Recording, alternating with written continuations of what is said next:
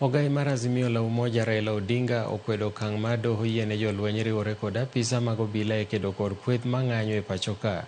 Odinga wacho ni jolweny ok onego bedi e wang' apeyni mar rakore kod jopiny ka ting' margi en kedo kod wasigu mawuok oko mar pacho ka to ok donjore e pogruok matindo tindo ma pacho ka.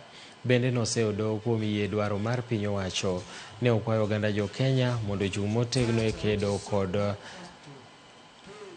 condolences to all those who lost their beloved ones. We lost so many of young, promising lives unnecessarily during this last 1 week because of trigger-happy policemen who have been given instruction to shoot to kill. Tell us, who are these goons and who are those goons? We reached a stage where the government has to go and even bring the military into the streets. This means the civilian authority has failed. The civilian forces have failed to deal with the people. The military are not supposed to be in the streets. Army is there to defend the country against foreign aggression, not to deal with internal strifes. This is the time for this.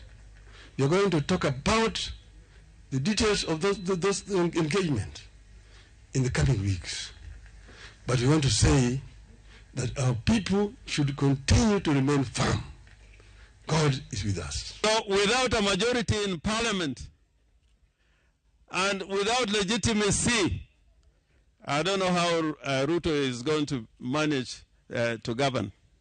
And any leader, if it reaches a moment where you have to be protected by the military, it means your time is up.